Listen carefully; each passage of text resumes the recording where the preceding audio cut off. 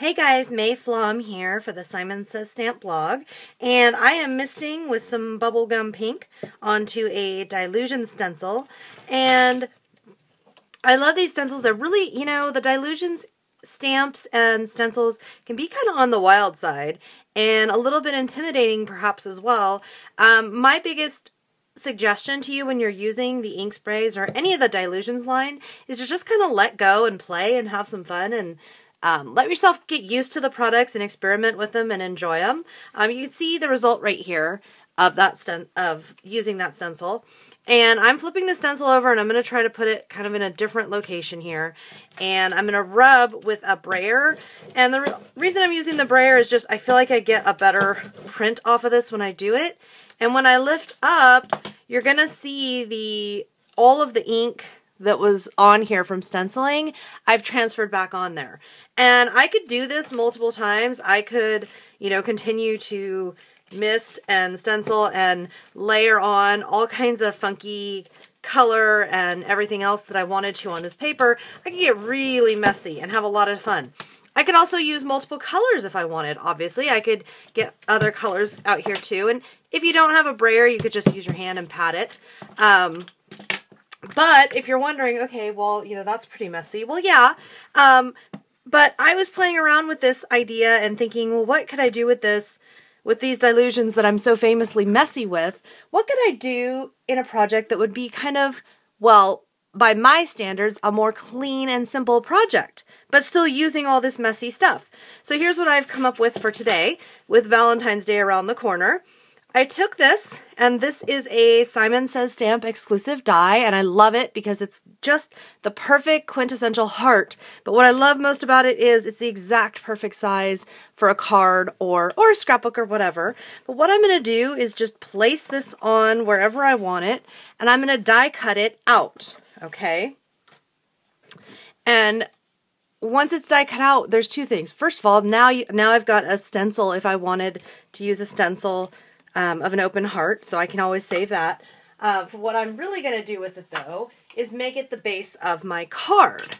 And before we get into, what the card is going to look like exactly, I need to show you a few other things. This is specialty stamping paper, and while my card is not going to feature a bird because I ended up not using the birds, I am using it to stamp leaves, and the way that I stamp these leaves was to put a bit of Dylusion spray directly onto my mat, and I'm actually going to show you on the other side here, and then I just gently tapped my stamp, and that tapping, what it's going to do is get rid of a lot of the excess ink that's on there, and stamp onto the specialty stamping paper.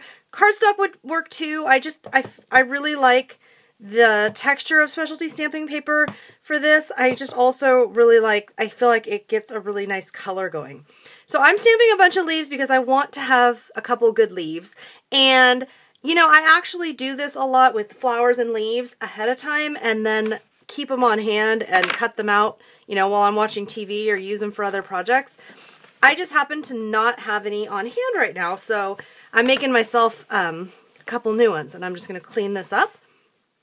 And here you can see, well, kind of a different thing. We'll talk about that in a moment.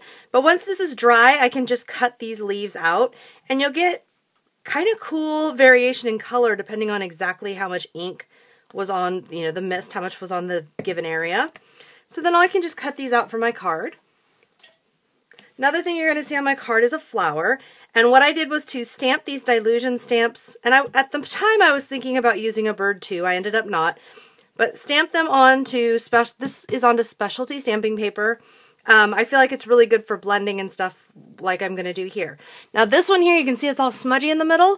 And that's a good warning and a good reminder that if you're going to do using mists or using inks or other products on top of a stamped image, an image stamped in archival, you make sure that ink is dry before you start. If you don't, you're just going to smudge that black ink and it's going to look terrible. So I'm going to show you on my little bird here this technique that I was doing. And I'm not trying to color his wing yellow. A little bit of it got yellow. What I have here is a Tim Holtz water brush that I have filled with Dylusions ink spray by just popping the top off and filling up with my Dylusions mist. I love this. It gives me kind of a watercolor brush type effect. Really fluid color, really beautiful. I just absolutely love it. And while that's still wet, I'm going to come in here and paint this birdie's wing blue. And I'm going to go ahead and get a nice lot of color on there. And of course, he's not blending very much right now, but that's okay. I'll do another one for you. I actually am going to do it just straight on here so you can see. So I'm going to take the yellow and draw a straight line here because I'm just trying to show you the technique that you're going to see on my flower on my card. Okay, and I drew some yellow, and then from the other side I'm going to draw some blue color in here. Okay, there you go. And I just barely touch where the two meet. Barely touch it. And what happens is you get that great blending look. And I'll actually do it again on a different bird. Let's see if we can get a different bird to react more for us. Maybe this guy. I'll give him a yellow belly and a blue back. Yeah, there you go. You can see just right. You don't have to even touch your colors. It'll just, as soon as it gets close enough, it'll link up and you'll get kind of just a cool area there where the two colors blend and bleed. And you may wonder why I'm not worrying about staying in the edges. Well, that's real easy because once I get a look that I want, I'm gonna cut it out. And with those quick little techniques in mind, here you can see I've done it with pink and yellow on this flower. Isn't that cool? So with those little techniques using Dylusions in mind, now I have my die cut heart, I have a flower, I have my leaves, and now all that's left to do is I'm going to assemble it onto this blank card.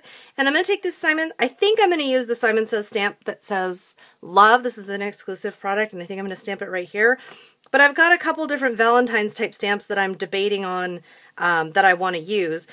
What I like about doing a project like this is I'm able to play with all these messy mediums, but combine them in a way that on my card or a layout or whatever kind of paper crafting you're doing, the project itself doesn't have to be a messy looking project. It could actually be a very clean or fairly clean looking, more on the simple side of things project. And I think that's a lot of fun and I've had a great time playing here today. I hope you've enjoyed this video. I wish you very happy crafting.